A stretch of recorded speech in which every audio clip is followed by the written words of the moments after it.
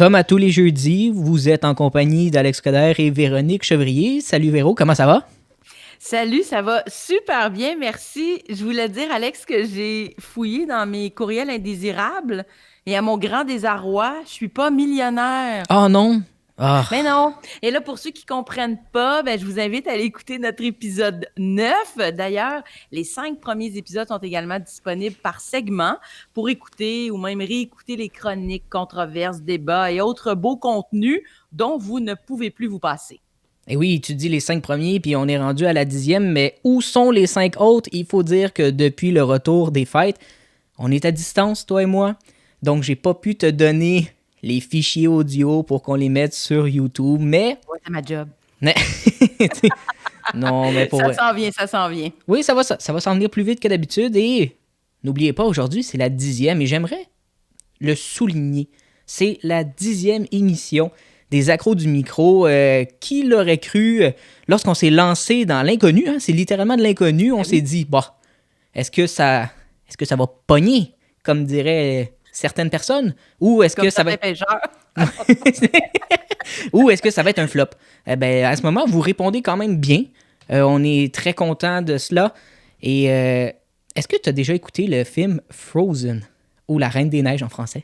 Ben non, Non, même pas, mais non. jamais. Il y a une chanson dans La Reine des Neiges 1 qui s'appelle Délivré, libéré. Ah oui, ça, Oui, par ça, exemple, tout le monde la même connaît. quand on n'a pas vu le film, Je on suis pas connaît la chanteur, je chanson. vais pas la chanter, mais pourquoi je parle de ça? C'est que le gouvernement maintenant commence petit peu par petit peu nous donner finalement des assouplissements. Et je suis tellement heureux, mais moi, j'en attends un que je vais vous parler la semaine prochaine. Ouais, Oh! je laisse ça comme ça, puis je te laisse la parole au menu cette semaine, Véro, du Oui, gros ben show. oui, ben là, tu disais 10e émission. D'ailleurs, je nous dis bravo, puis c'est toujours un plaisir de continuer à faire ce projet-là avec toi. Puis je voulais faire un petit salut spécial à Maxime qui nous écoute chaque semaine et qui prend le temps de nous laisser un commentaire sous chaque émission. Vraiment, merci Maxime d'être à l'écoute et d'être fidèle. C'est toujours un plaisir de lire les commentaires. Donc, un gros merci. Donc, on a beaucoup de sujets ce soir. En fait, c'est pas ça qui manque. Hein? Oh On non, a dû oh non, faire oh des non. choix, ça grouille de partout. Sur notre radar, Spotify doit choisir entre la musique ou la désinformation et Elon Musk recule encore avec son Cybertruck. As-tu remarqué mon petit trait d'esprit ici? Oh oui! Dans ta chronique, Alex, bon, tu pouvais pas ne pas nous décortiquer la bombe du milieu sportif, 2 mots seulement, Tom Brady. Hmm. La controverse évidente de cette semaine, la liberté selon des camionneurs ou comment bien se servir dans son klaxon pour tenter de faire reculer le gouvernement. Je chroniquerai sur le défi 28 jours sans alcool en février. Et comme nouvelle insolite cette semaine, qu'est-ce qu'un homme de 84 ans a avoué lors de son arrestation? On vous en parle un peu plus tard dans l'émission. Bienvenue aux accros du micro.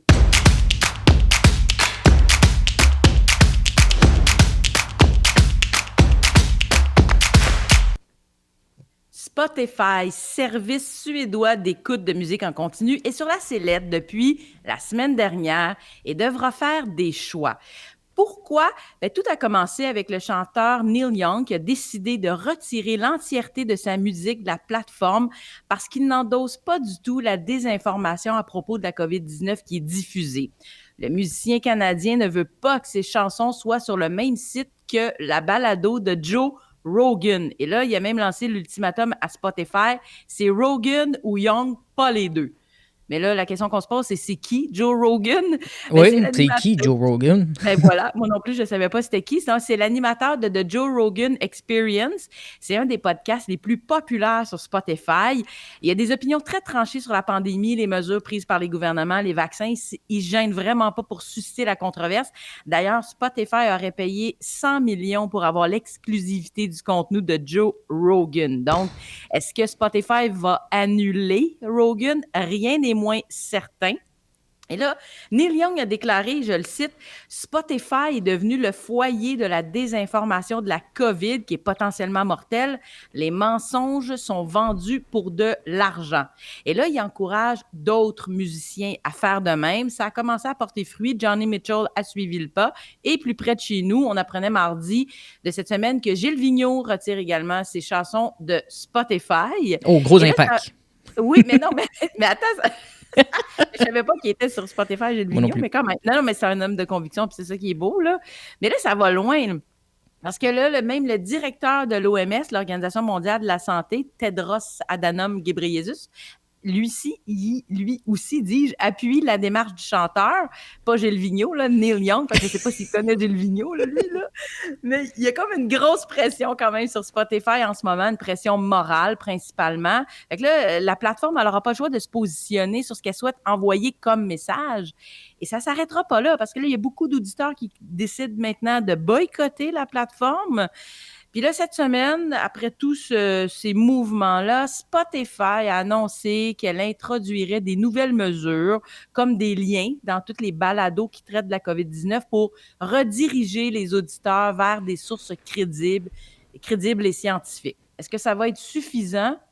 J'en doute, parce que là, on est vraiment entré dans une ère où la moralité, l'éthique sont des valeurs non négociables. Puis vous voyez, quand on pense que de faire des pressions devant des géants du numérique, des compagnies ultra riches, ça donne rien, visiblement, on prouve le contraire. Ça bouge tranquillement, mais ça bouge quand même. Ben, parlant de bouger, moi, ma nouvelle, c'est sur Elon Musk. Qui ne connaît pas Elon Musk plus que Gilles Vigneault, bien évidemment? Eh bien, pauvre Gilles Vigneault, il a rien demandé, mais J'aurais bon. jamais pensé. C'est parfait. J'adore. Mais oui, Elon Musk, en novembre 2019, avait sorti un prototype d'une nouvelle Tesla, la Cybertruck. Je ne sais pas si vous vous souvenez de la Cybertruck ou Cybertruck en français. C'était un VUS un peu... C'était même pas futuriste, c'était plus dans le passé, c'était... Physiquement, c'était laid, OK? On se le cachera pas. Mais je C'était trouvais qu'il avait l'air d'être fait en Lego. Ah non, c'était littéralement... Ça a l'air d'un flop, mais en tout cas, il a dit que à partir de 2021, il allait commencer la production du Cybertruck pour le mettre sur le marché. Bien évidemment, qu'est-ce qui s'est passé après 2019? Une pandémie mondiale, hein, on en a assez entendu parler, qui a fait reculer Elon Musk. Et il n'y a pas grand monde qui font reculer Elon Musk. Mais là, en ce moment, tout le monde se dit, il doit préparer quelque chose. Sûrement, il y a plus qu'un prototype. Eh bien, détrompez-vous. Pour 2021 et 2022, Elon Musk a déclaré qu'il ne ferait qu'un seul modèle de Tesla. Il ne partira pas à la production du VUS Cybertruck. Mais là, tu te dis, OK, et où la nouvelle? Eh bien, la nouvelle, c'est que son rival dans l'automobile, Rivian, a officiellement gagné la course pour la première camionnette électrique. Oui, maintenant, elle existe, est en production et elle s'appelle la R1T. Depuis septembre dernier, mais là, c'est pas juste Rivian qui est là. Ford a lancé sa F-150 Lightning qui va être prévue pour 150 000 exemplaires à travers le monde. Donc là, tu te dis, OK, Tesla commence à prendre du retard. Mais ce n'est pas tout, voyons Véro. General Motors également se met de la partie, mais eux, ils visent printemps 2023 avec une Chevrolet Silverado RAM électrique. Fait que là, tout le monde se demande, OK, Elon Musk, qu'est-ce que tu vas faire? Eh bien, lui, il a simplement conclu son entrevue en disant, vous savez, en 2021, Tesla a acheté, la marque Tesla a été achetée pas moins de 936 000 fois dans le monde entier, soit une hausse de 87%. Là, tu te dis, pandémie, wow, ouais, okay. tu te dis, en temps de pandémie, il y a quasiment 1 million de personnes qui se sont acheté des Tesla. Là, tu te dis, OK. Moi, je pense que je suis pas dans la bonne branche. Hein. Je peux pas m'acheter une Tesla pour l'instant parce que Tesla, malgré son design un peu futuriste, les prix sont très, très chers. Et en ce moment, nous ne savons même pas combien le Cybertruck va valoir. Mais j'aimerais terminer par une petite note que je me suis mis. Est-ce que tu savais qu'en Norvège, 19 des 20 véhicules les plus vendus en janvier dernier étaient des véhicules électriques? Faut dire que les Européens sont sur un autre monde comparé aux Américains avec des bons gros pick-up.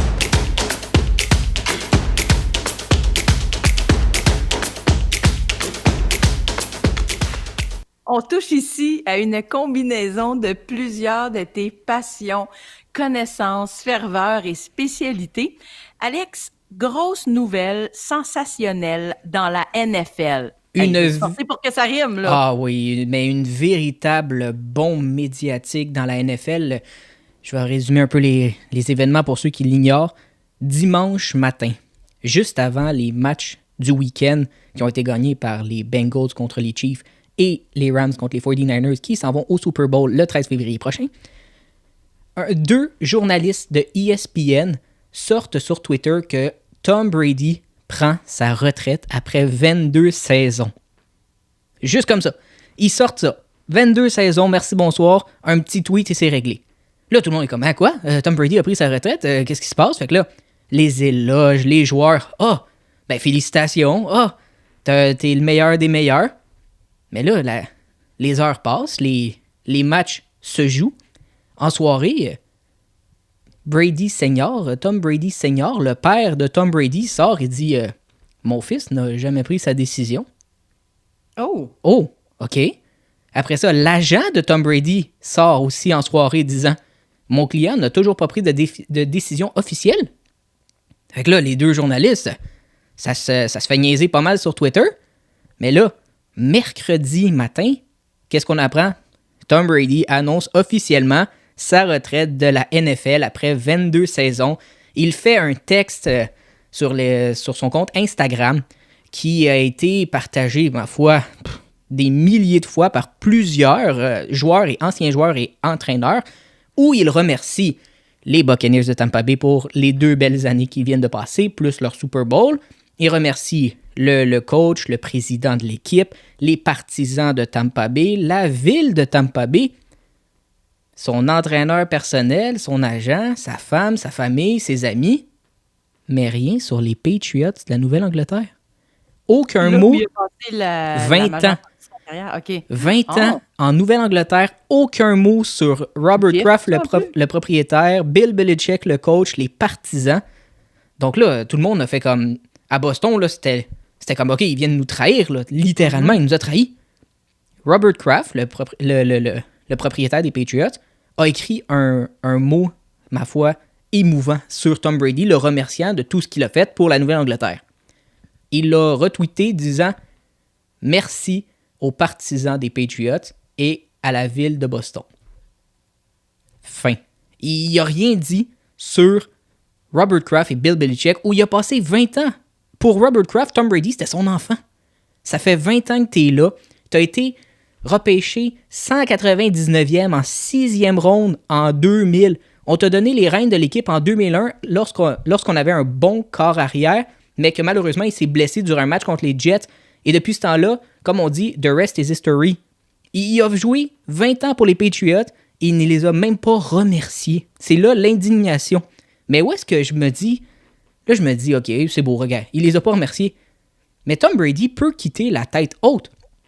Il est premier, assis-toi, c'est long, OK? Il est premier pour les passes de toucher, pour les un épisode là-dessus. Ben, clairement.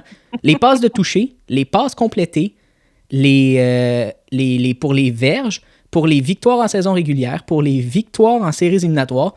Il a participé 10 fois au Super Bowl, qui est un record. Il en a gagné 7, qui est un record. Il a été nommé 5 fois MVP, joueur le plus utile du Super Bowl, qui est un record. Il y a 3 titres de MVP de l'année. C'est pas un record, mais quand même, ça s'en approche. Et il y a 15 sélections au Pro Bowl, qui est le match des étoiles. C'est littéralement, je vais la traduire en français, la chèvre. Puis là, tu dis, c'est quoi ça? Une chèvre, évidemment. Ouais.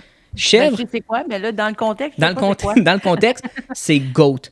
G-O-A-T, qui est Great of All Time. C'est le meilleur joueur de tous les temps. Et j'aimerais compléter cette première partie, littéralement, sur Tom Brady, parce qu'on attend des dénouements. Va-t-il signer un contrat d'un jour avec les Patriots pour se retirer en tant que joueur de la Nouvelle-Angleterre ou des Buccaneers? On ne le sait pas. Mais j'ai trouvé une statistique très intéressante. Il a 44 ans. OK, déjà là, il est vieux. Depuis Tout que, un instant. Non, mais pour le sport, oui, je comprends. pour le sport, 44 ans, c'est très vieux. Depuis qu'il a eu 40 ans, Tom Brady a gagné 70 matchs, en a perdu 24. Il a lancé pour 27 000 verges, 191 passes de toucher et il a 2 Super Bowls. Après 40 ans, il y en a qui ont pris leur retraite bien avant puis qui n'ont même Ouais, pas qui ces prendront mieux chiffres-là, ça. littéralement. Donc là, Wow. tu te dis, bon, qu'est-ce qui va arriver pour la suite? Ben, comme il a pris sa retraite en 2022, en 2027, il sera à sa première année pour rentrer au temple de la renommée de la NFL, qui devrait être une formalité. Donc, je crois qu'en 2027, je vais m'acheter un billet pour l'Ohio et aller voir sa cérémonie lorsqu'il recevra le Golden Jacket.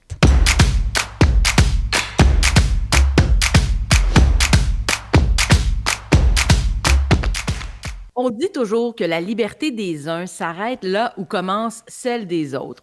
Je vous annonce en primeur que la devise est maintenant plutôt ta liberté arrête au bout de ton 53 pieds.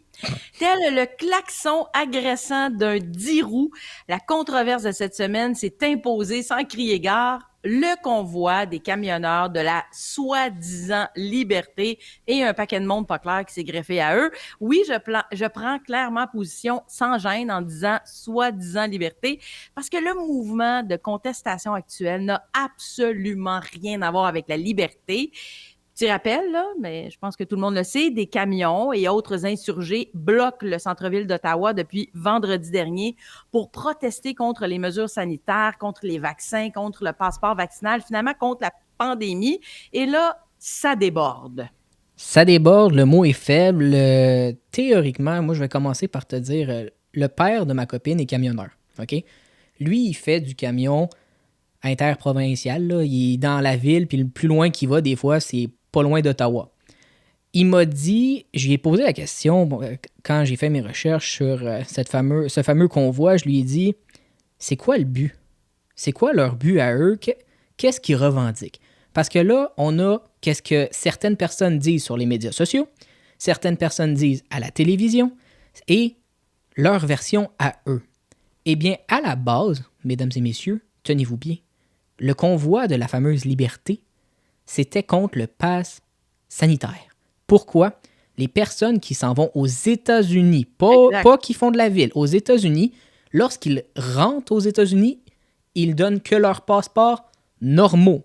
Lorsqu'ils reviennent, qu'ils franchissent la frontière canadienne, on leur demande une preuve de vaccination. Puis là, vous me dites, OK, comme dans les magasins grande surface. Oui, sauf que ça fait déjà quelques jours qu'ils sont partis. Lorsqu'ils reviennent, oui, ils ont des lits, ils ont des petits micro-ondes et tout ça dans leur camion, OK? Ils sont bien équipés, mais ils n'ont pas de douche. Et ça, c'est quand même un peu important de l'hygiène, OK? On ne se le cachera pas. Mais là, toutes les haltes routières où il y a des douches pour les camionneurs, ben, ils sont fermés à cause des règles sanitaires.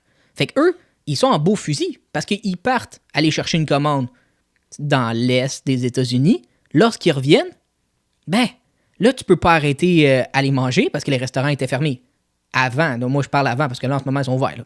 Mais les restaurants étaient fermés.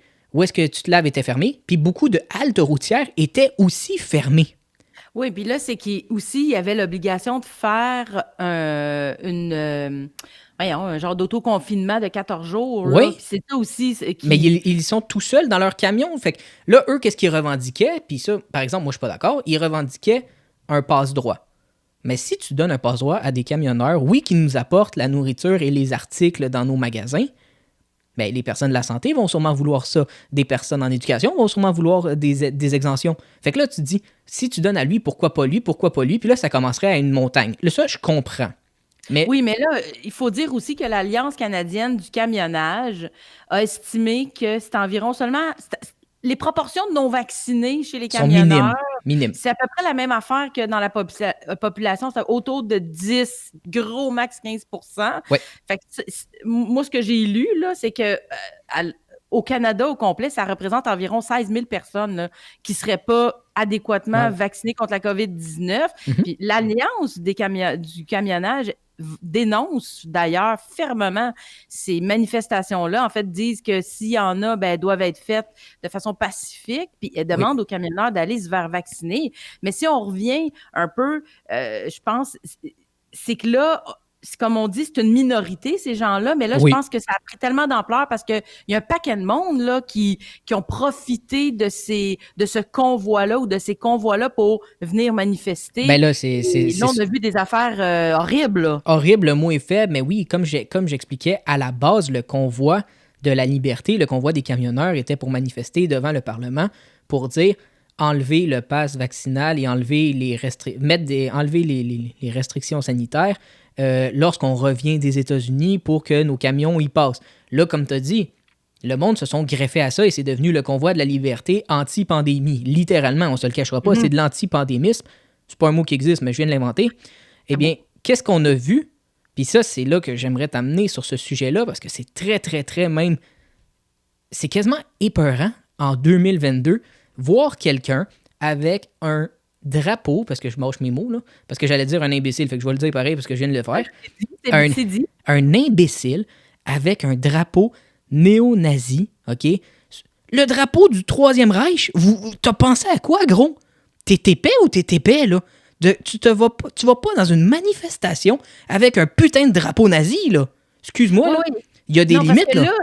Non, il y a des limites. Des drapeaux nazis, des drapeaux confédérés, des soutiens à Trump, ça n'a aucun bon sens, là. Je veux dire, moi, je soutiens le droit de manifester pacifiquement. Oui. Mais quand ça dépasse les convictions ou les raisons de départ, ça devient un ramassis de n'importe quoi. Là, c'est un fouillis. Moi, je pense que c'est une occasion pour des gens qui sont en manque de pouvoir et d'emprise sur leur propre vie de sentir, là, ne serait-ce que le temps de s'enrouler justement dans un drapeau du Canada ou nazi et de souffler dans une espèce de grosse flûte rouge qui dérange tout le monde, que leur existence n'est pas aussi moche qu'ils pensent. Mais ça, c'est de la poudre aux yeux. Là, c'est de la poudre aux yeux, veut pas, puis en même temps, on s'entend, avec les super médias sociaux, ben on les voit tous, ça, parce que nous, on habite Montréal, on voit pas qu'est-ce qui se passe à Ottawa, c'est les médias et les médias sociaux qui nous montrent ce qui se passe en ce moment à Ottawa. Et j'ai entendu dire même qu'ils ont, je sais pas si tu l'as vu, ils ont mis des drapeaux peu recommandables sur Terry Fox, qui est un symbole de liberté au Canada, et il y en aurait qui auraient même uriné sur la tombe du soldat inconnu. Absolument. À Ottawa. Puis là, tu me dis... Là, tu te dis, hey, Jambon, t'as pensé à quoi? Épais. C'est comme non, c'est impensable. Moi, c'est ça. J'en veux à ces débordements-là. Moi, j'en veux à l'incohérence. Sauf que ça, j'en veux au nombrilisme. Oui. Tu sais, c'est pas un mouvement collectif pour une grande cause qui va faire évoluer la société vers un idéal ou un monde meilleur. C'est une minorité qui fait juste du bruit parce que c'est pas quoi faire d'autre. Tu sais, quand t'as besoin de klaxons, de semi-remorques pour te faire entendre, moi, je trouve que ça prouve que ton discours est faible, que t'as rien d'intelligent à dire. Oui, mais en plus, c'est la minorité de la minorité qui est là-bas, en plus, qui vient nous chercher dans nos tripes avec des drapeaux offensants envers l'histoire. Mais là, moi, ça s'arrête pas là, parce que j'ai appris aussi, de source sûre, il était supposé de partir mardi.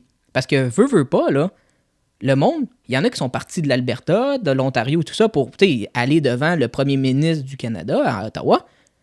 Mais là, ils ont installé des campements. Mais il y en a qui ont plus d'essence en ce moment, il y en a qui ont plus de nourriture. Moi, quand j'entends que quelqu'un est allé les aider, excuse-moi, là, non.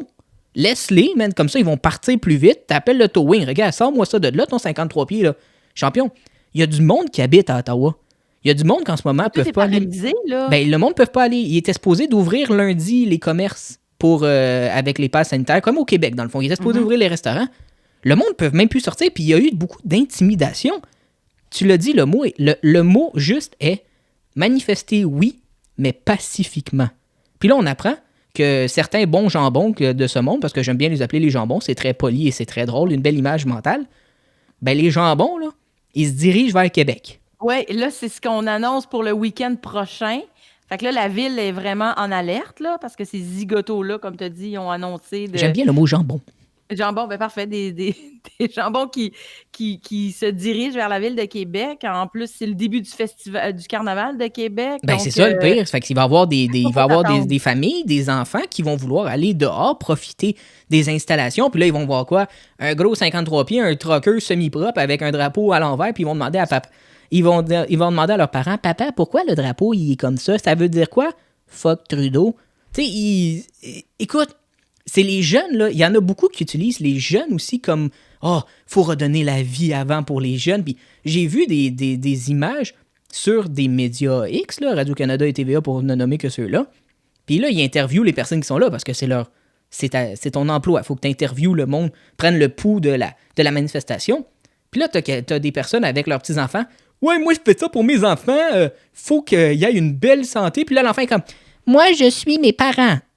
Man, t'as comme genre 8 ans, t'as même pas une tête sur ses épaules, là. Tu sais même pas Non, qu'est-ce mais que tu fais. moi, je trouve ça déplorable d'utiliser On son a, enfant on pour a des chialé choses. sur Julie Schneider puis la vaccination obligatoire avec les enfants il y a quelques jours de En ayant cela, posé une en question, ayant là, posé tu une sais. question. Mais par exemple, TVA et Radio-Canada vont présenter quelqu'un qui parle que son enfant va juste dire à côté oui, je veux ma liberté. Tu sais même pas c'est quoi ta liberté, man. T'es sûrement encore en pull-ups. Arrête.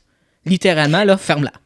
Oui, mais là, le gouvernement, il va falloir les gouvernements, parce que c'est à Ottawa, mais là, ça va jouer aussi Ah, dans ça les va jouer provinces, à parce que ça va se se manifester multiplier, partout aussi. Là. Je convoiter. sais qu'en Alberta aussi, en début de semaine prochaine, il serait supposé d'aller devant le cabinet du Mais premier là, ministre de l'Alberta, mais il va falloir que le gouvernement trouve des manières de faire baisser la tension, puis ça ben, n'aura pas de sens. si Je on sais se que c'est... fie, si on se fie Oui. à notre premier ministre Legault, lui, il veut juste tendre la main.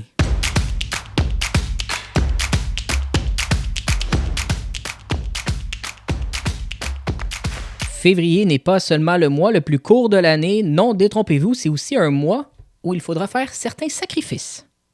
Le défi 28 jours, le mois de février, c'est le mois sans alcool, en fait, pour ceux qui souhaitent faire ce défi. On l'oublie peut-être, mais l'initiative est associée à la levée de fonds annuelle de la Fondation Jean Lapointe. Cette année, l'objectif, c'est d'amasser 1,5 million de dollars pour soutenir des programmes de prévention, de sensibilisation aux problèmes liés à la consommation d'alcool et autres substances. Donc, 28 jours sobres. On prend ce mois pour réfléchir sur la place que l'alcool occupe dans nos vies, ce qui est une excellente réflexion à avoir. Là, tu sais. Je pense qu'on doit se demander, c'est quoi mon rapport à l'alcool? Est-ce que j'ai la capacité de prendre ce pas de recul pour analyser sincèrement la place que ça prend? Pourquoi je bois? À quelle fréquence? Dans quel contexte? Combien de consommation je prends en moyenne? Qu'est-ce que ça me procure? Sur le coup, après coup même, là, avec ce défi-là, il y a beaucoup de gens qui se demandent s'ils vont être capables de le faire. Alors, je trouve que c'est extrêmement pertinent les conversations que ce défi peut amener. Défi personnel, j'oserais ajouter aussi même défi social, probablement. T'en penses quoi, toi, Alex? Eh bien, moi, comme je t'ai déjà dit quelques fois, moi, entre mes 18 et mes 21, j'étais un buveur social parce qu'à 18 ans, c'est la majorité, 21, c'est majorité internationale. Donc, c'est sûr que ma fête et la fête de mes amis, on buvait. Mais depuis que j'ai 21 ans et quelques mois, je ne bois plus une seule goutte. De rien. Même pas un petit verre de champagne au Nouvel T'aimes An. pas l'alcool, en fait, toi. Non, je ne tolère plus vraiment l'alcool, puis je trouve que c'est plus bon. Parce que moi, je ne buvais pas de vin ou de bière. Moi, c'était l'alcool fort. Bon, Nomme-les, let's go. nomme-les tous, je les ai toutes bu, j'ai toutes fait des bons gros hangovers dessus, là, les gueules de bois, là. Je peux te dire que j'ai déjà été à l'école avec une bouteille de Gatorade en cours de français à 8 heures au cégep parce que la veille, j'étais sorti. Non, mais je trouve que autant on lance des initiatives pour prévenir la surconsommation, favoriser la consommation responsable, si on pense entre autres aux publicités d'Éducalcool qui dernièrement font la promotion d'outils qui peuvent nous aider à calculer nos consommations comme le calculateur, autant je trouve que l'alcool est maintenant omniprésent, puis tu sais, je dirais même quasiment banalisé dans les médias. Il y a combien de films, de scènes, de séries, d'émissions où on voit des scènes dans lesquelles les personnages vont faire des allusions au tant attendu verre de vin à la fin de la journée. Comme si cette consommation, c'était le moment le plus important de la journée, l'ultime but à atteindre.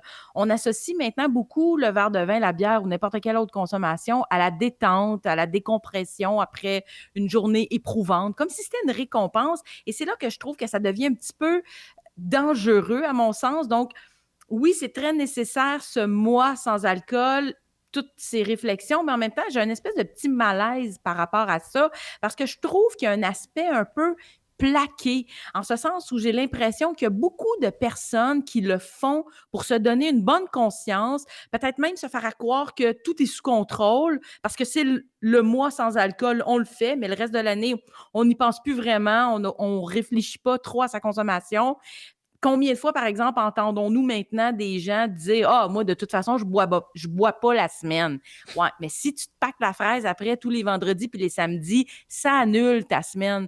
Fait que l'idée en arrière de ça, là, je réinvente rien, là, tu sais, c'est cheesy mon affaire, mais c'est vrai que c'est le dosage, c'est de savoir s'arrêter. Et je suis allée sur le site d'Éducalcool, je suis allée consulter des données, les dernières données disponibles, là, des études qui ont été faites qui datent de l'année 2021, c'est sorti en novembre 2021, sur la relation des Québécois avec l'alcool. On apprenait, entre autres, en bref, que les Québécois ils ont davantage respecté les limites recommandées de consommation d'alcool. On consomme en moyenne, semble-t-il, 2,3 verres par occasion, 4,5 verres par semaine. Puis sur le site, c'est là qu'on voit que pour avoir une consommation dite modérée, on recommande 3 verres par jour pour les hommes pour un total de 15 pour une semaine et 2 verres par jour pour les femmes pour un total de 10 pour une semaine. J'ai été étonnée quand même. Je trouve ça quand même beaucoup. Mais bon, la donnée que j'ai trouvée très intéressante aussi, c'est que les Québécois sont plus nombreux à savoir qu'un verre de bière, 12 onces, un verre de vin, 5 onces, et un verre de spiritueux, 1 once et demi, ça contient la même quantité d'alcool. Donc là, c'est évident que tout compte fait, il y a beaucoup plus d'avantages à ne pas consommer du tout. Tu sais, meilleure santé, sommeil, poids, etc. Mais comme dans plein d'autres petits plaisirs de la vie, tant que justement ça reste un plaisir contrôlé, que les effets néfastes ne surpassent pas les bénéfices, ça devrait être acceptable. Et non, je ne terminerai malheureusement pas cette chronique en sabrant le champagne.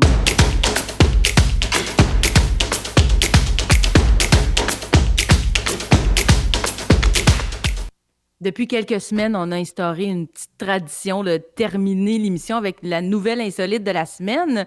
Alex, est-ce que toi, tu as ton permis de conduire? J'ai commencé mes cours pour mon anniversaire, puis j'ai eu mon permis le jour de mon 19e anniversaire. Bon, fait que ça fait 7 ans, 7 ça, ans, environ? oui. Bon. 7 ans. Et tu payes ton permis à chaque année, là, comme un bon citoyen. Ça coûte cher, mais oui. Bon, ben imagine-toi donc qu'un Britannique de 84 ans a été arrêté récemment pour une raison X là, et a admis aux policiers n'avoir jamais eu de permis de conduire de toute sa vie. L'homme conduit depuis l'âge de 12 ans. Alors là, il a pu se promener librement sans payer quoi que ce soit, ni son permis, ni d'assurance pour sa voiture pendant 72 ans. Il n'a jamais pogné de ticket ou quelque chose, rien. Jamais. Oh, il est bon conducteur. Oui, mais là, l'affaire, c'est l'histoire ne dit pas s'il tentait de rejoindre le convoi vers Ottawa. Quel lien incroyable! Quand même! C'est toi qui as la punchline de la fin! Ah, incroyable! Ah non, mais c'est ce qui complète notre émission de cette semaine, notre 10e émission, faut se le rappeler. Et oui, on vous prépare une émission spéciale la semaine prochaine sur le thème de... on peut pas passer à côté, hein? Non, la Saint-Valentin. La Saint-Valentin, mais qu'est-ce que... L'amour, les relations, le romantisme, tout ça. Le sexe. Aussi, Alex, ça va avec. Connaissez-vous le Kama Sutra? Nous allons vous en parler. OK. Ben, j'ai bien hâte d'entendre ta chronique. Parfait. Tu as déjà décidé ta chronique. Excellent. Moi, je laisse ouvert. Je sais pas. Mais mets-moi pas au défi parce que tu sais, je vais le faire. Oui. Hey, puis peut-être que la semaine prochaine, on va pouvoir revenir probablement en présentiel, le mot que j'aime pas ce mot-là. Mais oui, je pense qu'on va pouvoir être face à face encore en studio, Alex. Ça va faire du bien de se voir en vrai, je pense. Mais je pense pas, oui. Depuis la nouvelle année, je n'attends que ça. J'attends ton retour avec impatience. Oh, t'as toujours le beau mot de la fin. Hey, merci d'avoir été là. À la semaine prochaine. Même heure, même poste. Bye bye.